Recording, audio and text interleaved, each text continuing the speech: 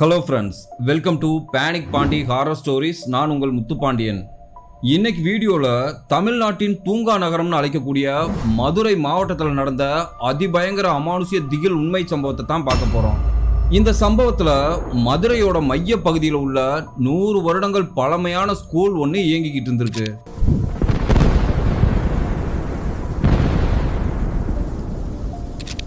அந்த ஸ்கூல்ல பல வருடங்களுக்கு முன்னால ஒரு மாணவி காதல் தோல்வியால கெமிஸ்ட்ரி லேப்ல இருந்த ஆசிட குடிச்சு இறந்து போயிடுறாங்க. இன்னமும் அந்த பள்ளியோட ஃபிலிம் ஷோ ஹால்ன்ற அந்த இருட்டு அறைக்குள்ள நள்ளிரவு நேரத்துல அந்த இறந்து போன பெண்ணின் ஆன்மாவோட அழுகுரல் கேட்பதாக சொல்லப்படுது. அதே பள்ளியில நைட்டு வாட்ச்மேன் வேலைக்காக வந்த ஒரு நபர் ஒரு சில காரணங்களுக்காக உயிருக்கு பயந்துட்டு அங்கிருந்து வேலையை விட்டு போயிடுறாரு.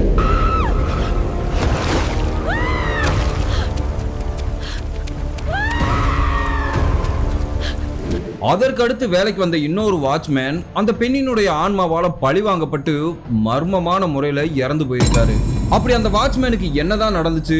1988ஆம் ஆண்டு காலகட்டத்தில் மதுரை ஃபுல்லா பரபரப்பா பேசப்பட்ட அதிபயங்கர அமானுஷ்ய திகில் உண்மை சம்பவத்தை கொஞ்சம் கூட த்ரில்லிங் குறையாம அப்படியே இந்த வீடியோல பார்க்க போறோம். இந்த வீடியோவை நீங்க ஃபுல்லா பார்த்து முடிக்கும் போது ஒரு ஹாரர் த்ரில்லிங் எக்ஸ்பீரியன்ஸ் கிடைக்குங்கிறதுல எந்த ஒரு மாற்று கருத்தும் கிடையாது. ஸோ இதயம் பலவீனமானவர்கள், கர்ப்பிணி பெண்கள் யாராவது இந்த வீடியோவை பார்த்துக்கிட்டீங்கன்னா தயவு செய்து ஸ்கிப் பண்ணிட்டு போயிருங்க. ஏன்னா இந்த வீடியோ அந்த அளவுக்கு பயங்கர டெரிஃபையிங்காக இருக்கும். வீடியோக்குள்ளே போகிறதுக்கு முன்னாடி உங்ககிட்ட ஒரு சின்ன ரெக்வெஸ்ட். இந்த வீடியோவை நீங்கள் ஃபுல்லாக பார்த்து முடிச்சுட்டு இந்த வீடியோக்கு ஒரு லைக் பண்ணிவிட்டு வீடியோ பற்றின கருத்துக்களை மறக்காமல் கீழே கமெண்ட் பாக்ஸில் கமெண்ட் பண்ணுங்கள். நியூ வியூவர்ஸ் இப்போதான் நம்ம சேனலை ஃபர்ஸ்ட் டைம் பார்க்குறீங்கன்னா நம்ம சேனலை சப்ஸ்கிரைப் பண்ணிக்கிட்டு பக்கத்தில் இருக்க அந்த பெல் ஐக்கான ஆல் நோட்டிஃபிகேஷனில் போட்டுக்கோங்க. அப்பதான் நான் அடுத்தடுத்து போடக்கூடிய அமானுஷ்ய திகில் உண்மை சம்பவங்கள் உங்களுக்கு இன்பாக்ஸ்ல நோட்டிபிகேஷனா வந்துடும். சரி, வாங்க வீடியோக்குள்ள போகலாம்.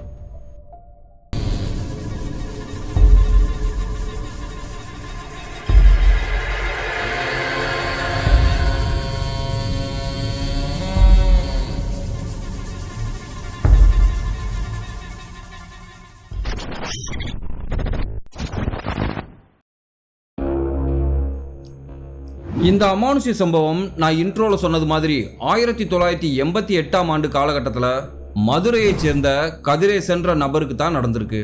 இந்த சம்பவத்தை கதிரேசனோட அக்கா மகன் சந்தி வீரன்ற நம்ம சப்ஸ்கிரைபர் தான் ஷேர் பண்ணியிருக்காரு.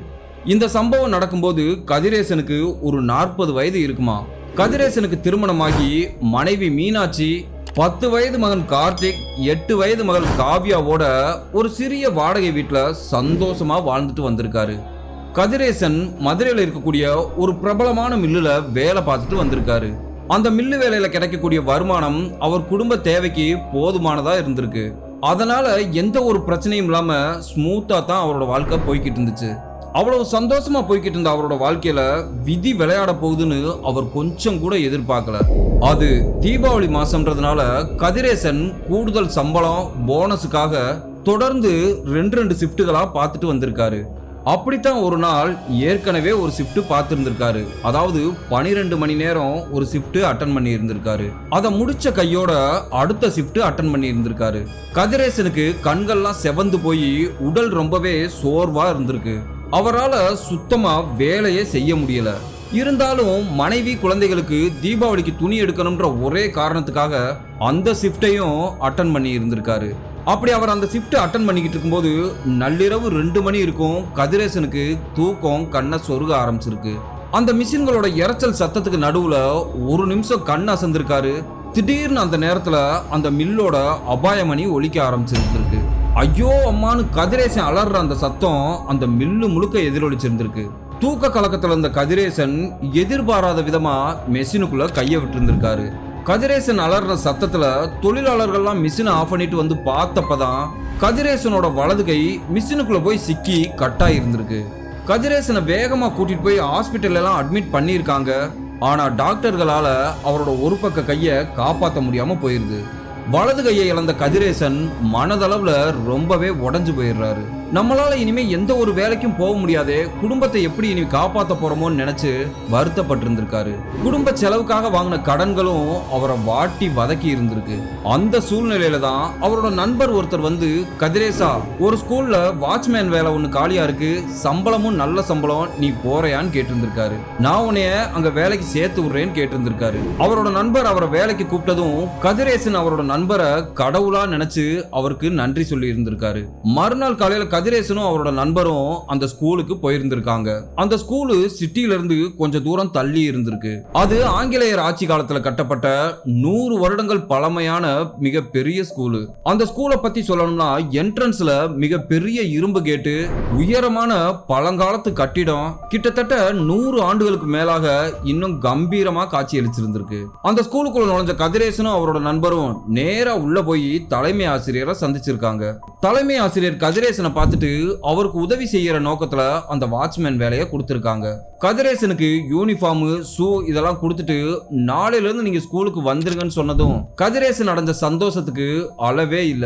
மறுநாள் காலையில கதிரேசன் புது தெம்போட அந்த ஸ்கூல் கேட் வாசல்ல உட்காந்து வண்டி வாகனங்கள் வரும்போது கேட்டை திறந்து விடுறது, ஸ்கூல் முடிஞ்சதுக்கு பிறகு கேட்டை பூட்டிட்டு வீட்டுக்கு போறதுன்னு இதுதான் அவரோட ரொட்டீன் ஒர்க்கா இருந்திருக்கு. கதிரேசனுக்கு இந்த வேலை ரொம்பவே பிடிச்சிருந்திருக்கு. காலையில ஸ்கூல் பிள்ளைங்க மாதிரி ஸ்கூலுக்கு கிளம்புறது, சாயங்காலம் ஸ்கூல் முடிஞ்சதும் வீடு திரும்புறதுன்னு நல்லா தான் போய்கிட்டு இருந்திருக்கு. கதிரேசன் வேலைக்கு சேர்ந்த முதல் நாள் அவரோட அறையில உட்காந்து மதிய உணவு சாப்பிட்டுக்கிட்டு இருந்திருக்காரு. அந்த நேரத்துல அந்த பள்ளியில மதிய உணவு சமைக்கக்கூடிய சமையல்காரர் வந்திருக்காரு. அவர் கதிரேசன் கிட்ட சில எச்சரிக்கைகள் சொல்லி இருந்திருக்காரு. கதிரேசா, பகல் நேரத்துல இந்த ஸ்கூல்ல எந்த ஒரு பிரச்சனையும் கிடையாது, ஆனா நைட் நேரத்துல இந்த ஸ்கூல் பக்கம் தலை கூட வச்சு படுத்துறாதன்னு சொல்லி இருந்திருக்காரு. குறிப்பா அந்த பின்பக்கம் இருக்கக்கூடிய பெரிய ஹால் பக்கம் போயிராதன்னு சொல்லி இருக்காரு. அவர் சொன்னதுல அதிர்ச்சி அடைஞ்ச கதிரேசன், எந்த ஹால்னே, அங்க என்ன இருக்குன்னு கேட்டிருந்திருக்காரு. அதுக்கு அந்த சமையல்காரர், அதான்ப்பா பிள்ளைங்களுக்கெல்லாம் சினிமா ஓட்டி காட்டுவாங்கல்ல, அந்த ஹால் தான் சொல்லி இருக்காரு. அந்த பக்கம் நீ நைட்டு தெரியாம கூட போயிராதன்னு சொல்லி இருக்காரு. அந்த சமையல்காரர் சொன்ன அந்த ஹால் மிக பெரிய ஹால். அந்த ஹால்ல தான் மாணவிகளுக்கு டாக்குமெண்ட்ரிஸோ மோட்டிவேஷன் மூவி எல்லாம் காட்டுவாங்க. அதுக்கு பக்கத்துல தான் அந்த கெமிஸ்ட்ரி லேப் இருந்திருக்கு. பல வருடங்களுக்கு முன்னாடி அந்த ஸ்கூல்ல படிச்ச ஒரு பொண்ணு காதல் தோல்வி தாங்க முடியாம யாரும் இல்லாத நேரத்துல லேபுக்குள்ள வந்து ஆசிட்ட குடிச்சு தற்கொலை பண்ணிக்கிச்சான். அந்த பெண்ணோட ஆன்மா தான் இரவு நேரங்கள்ல அந்த பிலிம் ஷோ ஹாலுக்குள்ள சுத்துதுன்னு சொல்லி இருக்காரு. பகல் பொழுதுலே அந்த பக்கமா போன நிறைய மாணவிகள் கருப்பா நிழல் போன்ற உருவம் நடமாடுறத பார்த்திருந்திருக்காங்க. அதை பார்த்து பயந்து போய் காய்ச்சலால பல நாட்கள் ஸ்கூலுக்கு வராம லீவ் போட்டிருந்திருக்காங்களாம். அதுல இருந்து அந்த ஹால் பக்கம் யாருமே போகாதீங்கன்னு ஸ்கூல் நிர்வாகத்துல இருந்து சொல்லி இருக்காங்க. அங்க உள்ள இயங்கிட்டு இருந்த கெமிஸ்ட்ரி லேபையும் வேற பக்கம் மாத்திட்டாங்கன்னு சொல்லி இருக்காரு. அவர் சொன்ன அந்த இடத்தோட விபரீதம் கதிரேசனுக்கு அப்போதைக்கு பெருசா படல. கதிரேசன் அவர்கிட்ட சிரிச்சுக்கிட்டே, அண்ணே சும்மா இருக்குனே, இந்த காலத்துல போய் பேய் பிசாசுன்னு காமெடி பண்ணிக்கிட்டு இருக்கீங்கன்னு சிரிச்சிருந்திருக்காரு. எப்ப நான் ஒரு கையை இழந்தனோ அப்பவே எனக்கு இருந்த பயம்லாம் போயிருச்சுன்னு சொல்லி இருக்காரு. இவர் வேலைக்கு சேர்ந்ததுல இருந்து பகல் டியூட்டி மட்டும் பார்த்துட்டு வந்ததுனால கதிரேசனுக்கு எந்த பிரச்சனையும் இல்லாம தான் இருந்திருக்கு. கதிரேசன் காலையில 7 மணிக்கே ஸ்கூல் கதவை திறந்து விட்டுட்டு என்ட்ரன்ஸ்ல உட்கார்ந்துருப்பாரு. உள்ள வரக்கூடிய ஆசிரியர்களுக்கு சிரிச்சபடி வணக்கம் சொல்லுவாரு. சாயங்காலம் ஸ்கூல் முடிஞ்சதும் கிளாஸ் ரூம்களுக்குள்ள எல்லாம் போய் எல்லா மாணவிகளும் வீட்டுக்கு கிளம்பிட்டாங்களான்னு செக் பண்ணிட்டு தான் ஸ்கூல் கதவையே பூட்டுவாராம். அந்த சூழ்நிலையில தான் மதுரையில திருட்டு சம்பவங்கள் நிறைய நடக்க ஆரம்பிச்சிருந்திருக்கு. வீடுகள், கடைகள், அரசு அலுவலகங்கள்னு எல்லா பக்கமும் திருடர்கள் கைவரிசையை காமிச்சிருந்திருக்காங்க. ஒரு நாள் காலையில ஸ்கூலோட காம்பவுண்ட் சுவர் உடைக்கப்பட்டு உள்ள இருந்த நிறைய டேபிள் சேர்கள் காணாம போயிருந்திருக்கு. கூடவே சில பித்தளை பொருட்களும் காணாம போயிருந்திருக்கு. இதனால பள்ளி நிர்வாகமே அதிர்ச்சி அடைஞ்சிருக்காங்க. அன்னைக்கே பள்ளி தலைமை ஆசிரியர் கதிரேசனை கூப்பிட்டு, நாங்க இன்னொரு வாட்ச்மேன் போடுற வரைக்கும் நீங்க நைட் டியூட்டியும் சேர்ந்தே பாருங்கன்னு சொல்லியிருக்காங்க. கதிரேசனும் முதல்ல தயங்கி இருக்காரு. பிறகு வீட்டுல இருக்கிற மனைவி குழந்தைகளை நினைச்சுக்கிட்டு சரின்னு சம்மதம் தெரிவிச்சிருக்காரு. அன்னைக்கு ஸ்கூல் முடிஞ்சு வீட்டுக்கு போன கதிரேசன் அவரோட மனைவி கிட்ட, இன்னையில இருந்து எனக்கு நைட் ஷிஃப்ட் போட்டிருக்காங்கமான்னு சொல்லி இருக்காரு. அதுக்கு அவரோட மனைவி, எப்படிங்க உங்களால தூங்காம 2 ஷிஃப்ட் பார்க்க முடியுமான்னு கேட்டிருக்காங்க. அதுக்கு கதிரேசன், நம்ம குடும்பத்துக்காக கொஞ்ச நாளைக்கு நான் பார்க்கறேன்னு சொல்லியிருக்காரு. அவரோட மனைவி ஒரு டிஃபன் பாக்ஸ்ல இரவு சாப்பாடு போட்டு அவருக்கு கொடுத்துருக்காங்க. வீட்டுல இருந்து இரவு சாப்பாடை எடுத்துக்கிட்டு நேரா ஸ்கூலுக்கு போயிட்டு இரவு 7 மணி அளவுல அவரோட அறையில உட்கார்ந்து இருந்திருக்காரு. எப்பயுமே பகல்ல ரெகுலரா பாக்குற அந்த ஸ்கூலு இன்னைக்கு வழக்கத்துக்கு மாறா வேற மாதிரி மாறி இருந்திருக்கு. பள்ளி மாணவிகளோட இரைச்சல் சத்தம் இல்லாம பயங்கர நிசப்தமா இருந்திருக்கு. காத்துக்கு மர கிளைகள் மட்டும் மெதுவா அசைஞ்சுக்கிட்டு இருந்திருக்கு. ஒரு 8 மணி அளவுல அவர் மனைவி கொடுத்து விட்ட சாப்பாடை சாப்பிட்டுட்டு ஆனந்த விகடன் புக்கு படிச்சுட்டு இருந்திருக்காரு. ஆனா அன்று இரவு தான் கதிரேசன் அவரோட வாழ்க்கையில மறக்க முடியாத ஒரு சம்பவத்தை அனுபவிக்க போறாருன்னு அவர் கொஞ்சம் கூட எதிர்பார்க்கல. இரவு 10 மணி இருக்கும். கதிரேசன் கையில டார்ச்சை எடுத்துக்கிட்டு அந்த ஸ்கூல் வளாகத்தை முழுவதும் சுத்தி வந்திருக்காரு. அந்த ஸ்கூலோட எல்லா பக்கத்துலயும் மயான அமைதி நிலவி இருந்திருக்கு.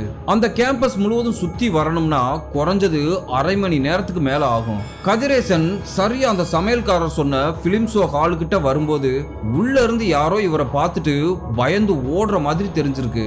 அப்போ கதிரேசன் என்ன நினைச்சார்னா, யாரோ திருடங்க தான் உள்ள வந்துட்டாங்க போல, நம்மளை பார்த்து பயந்துட்டு ஓடுறான்னு நினைச்சிட்டு பின்னாடியே விரட்டி போயிருந்திருக்காரு. வேகமா அந்த ஹாலுக்குள்ள நுழைஞ்சிருந்திருக்காரு.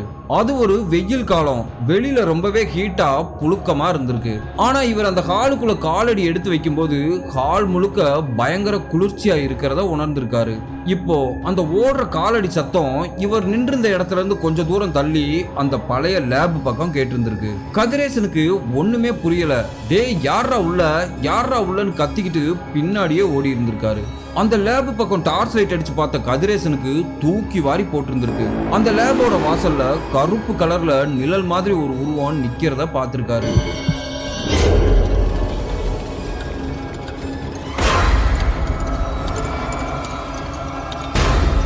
கதிரேசன் கண்ணை கசக்கிக்கிட்டு உத்து பாக்குறாரு.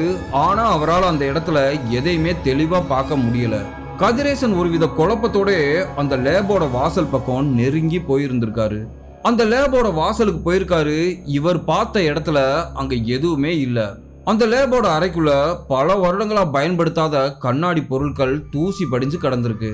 மேலும் அந்த இடத்துல இருந்து ஒருவித கெமிக்கல் வாடையும் அடிச்சிருந்திருக்கு. இப்போ கதிரேசனுக்கே மனசுக்குள்ள ஒருவித பய உணர்வு ஏற்பட்டிருந்திருக்கு. இதுக்கு மேல இந்த இடத்துல நிக்க கூடாது, வேகமா கிளம்பணும்னு சொல்லிட்டு அடிச்சு பிடிச்சு தட்டு தடுமாறி அவர் அறைக்கு வந்து சேர்ந்திருக்காரு. அவரோட அறையில வந்து உட்கார்ந்த கதிரேசன் ஏதோ ஒரு உருவத்தை கருப்பா பார்த்தமே, அது என்னவா இருக்கும்னு யோசிக்கிறாரு. சரி, நம்ம பார்த்தது பிரம்மையா இருக்கும்னு மனசை தேத்திக்கிறாரு. கதிரேசன் அவரோட அறையில பாயெல்லாம் விரிச்சு போட்டு தூங்குறதுக்கு முயற்சி பண்றாரு. ஆனா அவருக்கு புது இடங்கிறதுனால தூக்கம் வராம இருந்திருக்கு. புரண்டு படுத்திருந்திருக்காரு. ஒரு வழியா பொழுதும் விடிஞ்சிருது. வீட்டுக்கு வந்த கதிரேசனை பார்த்த அவரோட மனைவி, என்னங்க நைட்டு நீங்க சரியா தூங்கலையா, கண்ணு ஏன் இப்படி செவந்து போயிருக்குன்னு கேட்டிருக்காங்க. அதுக்கு கதிரேசன், ஆமாமா அது புது இடங்கிறதுனால எனக்கு சரியா தூக்கம் வரலன்னு சொல்லியிருக்காரு. கதிரேசன் அவரோட மனைவி கிட்ட இன்னைக்கும் நான் 2 ஷிஃப்ட் அட்டன் பண்ணணுமான்னு சொல்லியிருக்காரு.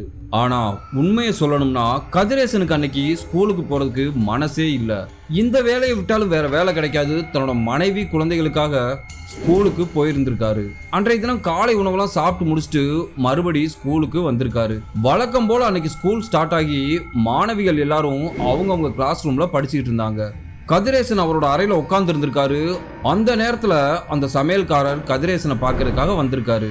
கதிரேசன் கிட்ட, என்ன கதிரேசா, நேத்து என்னமோ நீ நைட் ஷிஃப்ட் பார்த்தேன்னு கேள்விப்பட்டேன், நைட் ஏதாவது உன் கண்ணில் தட்டுப்பட்டுச்சான்னு கேட்டிருந்திருக்காரு. அதுக்கு கதிரேசன் அவர்கிட்ட, அப்படி எதையும் நான் பார்க்கலையான்னு சொல்லி இருந்திருக்காரு. அதுக்கு அந்த சமையல்காரர், நைட்டு உன்னோட அறையிலே இருந்துக்கப்பா, வெளியில எங்கேயும் வந்துடாத, இதுதான் உனக்கு பாதுகாப்பு, தப்பி தவறி நீ அந்த ஹால் பக்கம் போன அவ்வளவுதான் முடிஞ்ச அப்படின்னு சொல்லிட்டு சிரிச்சுக்கிட்டே அங்க இருந்து கிளம்பி போயிருந்திருக்காரு. கதிரேசனுக்கு இப்போ ஒரு விஷயம் மனசுல பட்டிருந்திருக்கு. ஒருவேளை நேத்து நைட்டு நம்ம பார்த்தது அந்த இறந்து போன பெண்ணோட ஆன்மாவா இருக்குமோன்னு யோசிக்கிறாரு. சேச்சே, அந்த மாதிரிலாம் இருக்காதுன்னு அவரே சமாதானப்படுத்தி இருந்திருக்காரு. அன்னைக்கு சாயங்காலமும் ஸ்கூல் விட்டதும் கதிரேசன் வீட்டுக்கு போய் கொஞ்ச நேரம் ரிலாக்ஸ் பண்ணிட்டு மறுபடி ஸ்கூலுக்கு வந்திருக்காரு. அப்போ நேரம் ஒரு 9 மணி இருக்கும். அவரோட அறையில இருந்த சின்ன டிரான்சிஸ்டர் ரேடியோல பாட்டு கேட்டுட்டு இருந்திருக்காரு. அவர் மனைவி கொடுத்து விட்ட சாப்பாடை சாப்பிட்டுட்டு காத்து வாங்குறதுக்காக வெளியில வந்து உட்கார்ந்து இருந்திருக்காரு. அந்த நேரத்துல வானத்துல கருமேகங்கள் சூழ்ந்து பயங்கரமா காத்தடிக்க ஆரம்பிச்சிருக்கு. அப்போ திடீர்னு அந்த மொத்த கேம்பஸ்லயும் பவர் கட் ஆகியிருந்திருக்கு. கண்ணு கெட்டின தூரம் வரைக்கும் கும் இருட்டா இருந்திருக்கு. கதிரேசன் தட்டு தடுமாறி அவர் அறைக்குள்ள போய் டார்ச் லைட்டை எடுத்துக்கிட்டு வெளியில வந்து உட்கார்ந்துருக்காரு. வானத்துல மின்னல் மாறி மாறி வெட்டிக்கிட்டு இருந்திருக்கு. கிட்டத்தட்ட ஒரு அரை மணி நேரத்துக்கு மேல ஆகியும் கரண்ட் வந்த பாடு இல்ல. அந்த நேரத்துல மாடியோட அறையில யாரோ மேஜையை பிடிச்சு தள்ளி விட்டது மாதிரி டமால்னு சத்தம் கேட்டு இருந்திருக்கு. அந்த சத்தத்தை கேட்டு படக்குன்னு பயந்து போன கதிரேசன் மாடி அறைய பார்த்திருந்திருக்காரு. அப்படி அவர் மேல பார்த்துக்கிட்டு இருக்கும்போதே மறுபடி யாரோ டேபிளை தூக்கி கீழே போட்டது மாதிரி சத்தம் கேட்டிருக்கு. அந்த சத்தத்தை கேட்ட கதிரேசன் திருடனுங்கள் தான் டேபிள் சேரை திருடுறதுக்காக ஸ்கூலுக்குள்ள வந்துட்டாங்களோன்னு நினைச்சிருக்காரு. கதிரேசன் டார்ச் லைட்டை அடிச்சுக்கிட்டு வேகமா அந்த மாடியிலிருந்து சத்தம் வர்ற திசையை நோக்கி ஓடி இருக்காரு. அப்படி அவர் அந்த மாடி படிகள்ல ஏறிக்கிட்டு இருக்கும் போதே இவருக்கு முன்னாடி யாரோ படபடன்னு ஏறுற மாதிரி சத்தம் கேட்டிருக்கு. கதிரேசன் பயத்தோட அந்த மாடி படிகள்ல ஏறி இருந்திருக்காரு. அவர் மாடி படிகள்ல ஏறி வந்ததும் கிளாஸ் ரூம்கள் அத்தனையும் வரிசையா பூட்டப்பட்டிருந்திருக்கு. அந்த லாபியோட எண்டுல யாரோ சரட்டுன்னு போனது மாதிரி தெரிஞ்சிருக்கு. கதிரேசன் டே யார்ரான்னு கத்திக்கிட்டே பின்னாடியே ஓடி இருந்திருக்காரு. அந்த லாபியோட எண்டுல ஸ்டெப்ஸ் கீழே இறங்கி இருந்திருக்கு. அந்த படிக்கட்டுகள்ல கீழே இறங்கினா தான் அந்த ஃபிலிம் ஷோ ஹால் வரும். டார்ச் லைட்டை அடிச்சு அந்த ஹால் முழுவதும் சுத்தி முத்தியும் தேடி பார்த்திருக்காரு.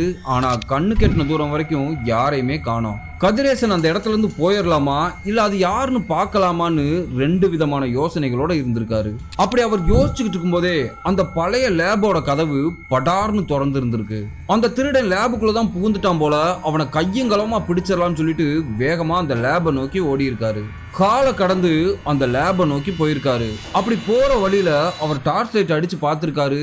அப்படி அவர் அந்த டார்ச் லைட் வெளிச்சத்துல அங்க ஒரு விஷயத்தை கவனிச்சிருக்காரு. கதிரேசன் பார்த்த அந்த காட்சி அவருக்கு அள்ளு விட்டுருக்கு. அப்படி அவர் அங்க என்ன பார்த்தார்னா அந்த லேபோட வாசல்ல ஒரு பெண் நிக்கிற மாதிரி தெரிஞ்சிருக்கு. அந்த பொண்ணு அணிஞ்சிருக்கிற உடை பழைய காலத்துல உபயோகப்படுத்தின யூனிஃபார்ம் மாதிரி தெரிஞ்சிருக்கு. அதை பார்த்த கதிரேசனுக்கு தூக்கி வாரி போட்டிருந்திருக்கு. திடீர்னு அந்த பெண் சினிங்கி அழுகிற மாதிரி தெரிஞ்சிருக்கு. அந்த பெண்ணோட அழுகை குரல் அந்த ஹால் முழுவதும் எதிரொலிச்சிருக்கு. கதிரேசன் மனசுல தைரியத்தை வரவழைச்சுக்கிட்டு யார்மா நீ எதுக்காக அழுகுறன்னு கேட்டுக்கிட்டே பக்கத்துல நெருங்கி போயிருந்திருக்காரு. அப்படி அவர் நெருங்கி பக்கத்துல போறதுக்கு முன்னாடியே அந்த பெண்ணு கொலுசு சத்தத்தோட ஜல் ஜல்னு அங்க இருந்து ஓட ஆரம்பிச்சிருக்கு. கதிரேசனும் பின்னாடியே விரட்டிக்கிட்டு போயிருந்திருக்காரு. அந்த உருவம் இப்போ ஒரு கிளாஸ் ரூம்குள்ள புகுந்திருக்கு. கதிரேசன் அந்த கிளாஸ் ரூமோட வாசல்ல நின்னு பார்த்திருக்காரு. அது பல வருடங்களா பயன்படுத்தப்படாத ஒரு கிளாஸ் ரூம். அந்த அறைக்குள்ள நுழைய முடியாத அளவுக்கு உடைஞ்சு போன மேஜை நாற்காலி எல்லாத்தையும் குவிச்சு வச்சிருந்தாங்க. சிலந்தி வலையும் நூலாம்படையும் அந்த அறை முழுவதும் அப்பி இருந்திருக்கு. கதிரேசன் அந்த வாசல்ல நின்னு உள்ள யாருமா போனது யாருன்னு சொல்லிட்டு டார்ச் லைட் அடிச்சு உள்ள பூரா தேடி பார்த்திருக்காரு. ஒரு நாற்காலிக்கு அடியில டார்ச் லைட் அடிச்சு பார்த்த கதிரேசனுக்கு தூக்கி வாரி போட்டிருந்திருக்கு. அந்த நாற்காலிக்கு அடியில ஒரு கருப்பு நிற பெண் உட்கார்ந்து கதிரேசனையே முறைச்சு பார்த்துக்கிட்டு இருக்க மாதிரி தெரிஞ்சிருக்கு. கதிரேசன் அந்த பெண்ணோட முகத்துல டார்ச் லைட் அடிச்சு பார்த்திருக்காரு. முகத்துல கண்ணே இல்லாம கருப்பு கலர்ல இருள் மட்டும் இருந்திருக்கு. இப்போ அது மெதுவா கதிரேசனை நோக்கி மிதந்து வர்ற மாதிரி தெரிஞ்சிருக்கு. அதே நேரத்துல திடீர்னு காதே கிளியிற அளவுக்கு பயங்கரமா கத்தி இருக்கு. அது அழுகையா இல்ல சிரிப்பான்னு கூட தெரியாத அளவுக்கு வினோதமா கத்தி இருந்திருக்கு. கதிரேசனால அங்கிருந்து ஓடக்கூட முடியல. என்ன காரணம்னா அந்த இடம் முழுக்க பயங்கர இருளா இருந்திருக்கு. கதிரேசன் ஒரு வழியா தடுமாறி அந்த படிக்கட்டுகள்ல இறங்கி ஓட முயற்சி பண்ணியிருக்காரு. அந்த ஆன்மா பின்னாடியே விரட்டிக்கிட்டு வந்திருக்கு. கதிரேசன் உயிரை கையில பிடிச்சுக்கிட்டு அவரோட அறையை நோக்கி ஓடி வந்திருக்காரு. ஆனா அந்த ஆன்மா ஒரு குறிப்பிட்ட பகுதியோட அப்படியே நின்றுது. பயத்துல அலறி அடிச்சுக்கிட்டு தடுமாறி அவரோட அறைக்குள்ள வந்து கதவை பூட்டிக்கிறாரு. அறைக்குள்ள வந்த கதிரேசனுக்கு கை கால்கள் பயத்துல வெடன்னு நடுங்கி இருக்கு. முகம் முழுவதும் வியர்த்து கொட்டி இருந்திருக்கு. அந்த பாலடைஞ்ச கட்டடத்துக்குள்ள இரவு முழுவதும் விடிய அந்த ஆன்மாவோட அலறல் சத்தம் கேட்டிருந்திருக்கு. அன்று இரவு முழுவதும் கதிரேசன் தூங்காம விடிய முழிச்சிருந்திருக்காரு. பொழுது விடிஞ்ச பிறகு ஹெச்எம் வர்ற வரைக்கும் கதிரேசன் வெயிட் பண்ணி இருந்திருக்காரு. அப்படி ஹெச்எம் வந்ததுக்கு பிறகு நான் இனிமே இந்த ஸ்கூல்ல வேலை செய்ய மாட்டேன், இங்க ஒரு அமானுஷம் இருக்குன்னு சொல்லி இருந்திருக்காரு. இதுக்கு மேல நான் இங்க வேலை செஞ்சேன்னா என்னோட உயிருக்கே உத்தரவாதம் கிடையாதுன்னு சொல்லிட்டு சாவி அவங்க கிட்ட ஒப்படைச்சிட்டு வீட்டுக்கு கிளம்பிடுறாரு. கதிரேசன் வேலையை விட்டு போனதுக்கு அப்புறம் அவருக்கு பதிலா வேற ஒரு வாட்ச்மேனை வேலைக்கு சேர்த்திருக்காங்க.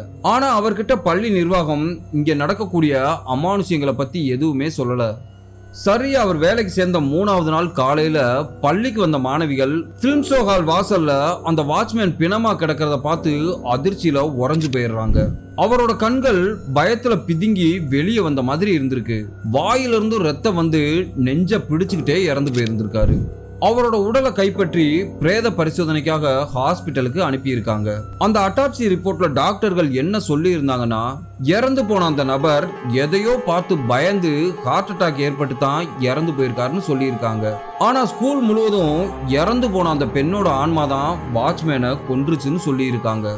அதற்கு பிறகு ஸ்கூல் நிர்வாகம் அந்த அமானுஷ்யத்தை கட்டுப்படுத்துறதுக்காக பிரீஸ்ட் ஆர் எக்ஸார்சிஸ்ட்னு சொல்லக்கூடிய பேய் ஓட்டக்கூடிய நபர்களை வரவழைச்சிருந்திருக்காங்க. நள்ளிரவு நேரத்துல அந்த பிலிம் ஷோ ஹால்ல மிகப்பெரிய பிரார்த்தனைகள் நடத்தப்பட்டுச்சு. கையில சிலுவை ஏந்தின பாதிரியார்கள் அந்த பகுதி முழுவதும் ஹோலி வாட்டர் தெளிச்சிருந்திருக்காங்க. லத்தீன் மொழியில பல மந்திரங்கள் ஓதி இருந்திருக்காங்க.